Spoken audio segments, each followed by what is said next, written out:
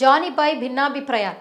చిత్ర పరిశ్రమలోనే కాదు రాష్ట్ర ప్రభుత్వాలను కూడా కదిలించేట్టుగా జానీ మాస్టర్ కేసు నమోదైంది.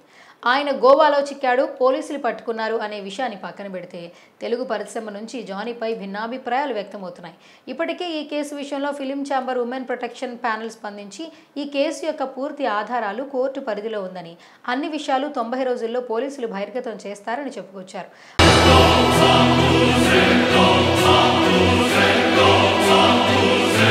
మరోవైపు జానీ మాస్టర్ విషయంపై అతని పేరు ఎత్తకుండా ఇండైరెక్ట్ గా మెగా బ్రదర్ నాగబాబు తాజాగా స్పందించాడు.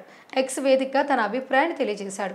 మరి ఏ విషయం నాగబాబు రాశాడో పరిశీలిస్తే, న్యాయస్థానం ద్వారా నేరం రుజువయ్యే వరకు ఏ వ్యక్తిని నేరానికి పాల్పడినట్లుగా పరిగణించకూడదని, ఆ మాట తాను డైరెక్ట్ గా చెప్పినట్లు కాకుండా ఒక బ్రిటిష్ లాయర్ విలియం గారో అన్న కొటేషన్ గుర్తు చేశారు. నాగబాబు చేసిన ఈ పోస్ట్ జానీ మాస్టర్ గురించేనని స్పష్టంగా అర్థం అవడమే కాదు, ప్రస్తుతం జానీని విమర్శిస్తున్న వారందరూ తొందరపడకుండా ముందే ఏ రకమైన జడ్జిమెంట్ ఇస్తూ మాట్లాడకూడదని, కేసు తేలేంత వరకు నిజమేంటో తెలియదు కాబట్టి అప్పటి వరకు సైలెంట్ గా ఉంటే బెటర్ అనే విధంగా తెలియజేసినట్లు అర్థమవుతోంది. ఆయన ఉద్దేశం ఏదైనా, ప్రజలకు మాత్రం ఆయన చేసిన పోస్ట్ మాత్రం భిన్నమైన సందేహాలకు తావిస్తోంది.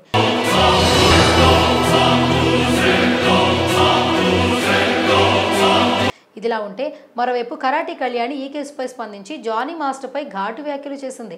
నిజానికి కరాటీ కళ్యాణి సినీ ఇండస్ట్రీలో ఎలాంటి కాంట్రవర్షియల్ సంఘటనలు చోటు చేసుకున్నా వైరల్గా కనిపిస్తుంటుంది. అందులో భాగంగానే నిన్న మొన్నటి వరకు జరిగిన రాజ్ తరుణ్ లావణ్య ఇష్యూపై కూడా స్పందించి మాట్లాడింది.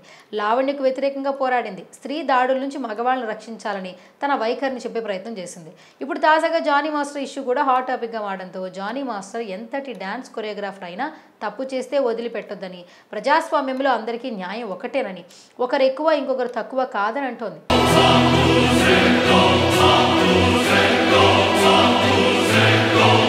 గతంలో పక్క రాష్ట్రంలో జరుగుతున్న మత మార్పిడులు వ్యతిరేకించిన జానీ మాస్టర్ ఇప్పుడు లవ్ జిహాద్ అన్న పేరుతో తోటి డాన్సర్, అసిస్టెంట్ కొరియోగ్రాఫర్ను బలవంతంగా మతం మార్చుకుని పెళ్లి చేసుకోవాలని ఎలా డిమాండ్ చేశాడని, ఆయన చేసింది దుశ్చర్య అవుతుందని, ఒక పెద్ద పార్టీలో ఉన్నంత మాత్రాన అతనికి మద్దతు ఎలా ఇస్తారని ఆమె అంటోంది. బాధితురాలికి న్యాయం జరిగే వరకు మద్దతుగా ఉండాలంటూ పేర్కొంటుంది. మత మార్పిడులను ప్రోత్సహిస్తున్న వారు ఎవరైనా ఊరుకోవద్దని, ఈ కేసును తెలంగాణ సీఎం రేవంత్ రెడ్డి దృష్టికి తీసుకెళ్లాలని, జానీ లాంటి వాళ్ల పట్ల కఠినమైన చర్యలు తీసుకోవాలని కరాటీ కళ్యాణి డిమాండ్ చేస్తోంది.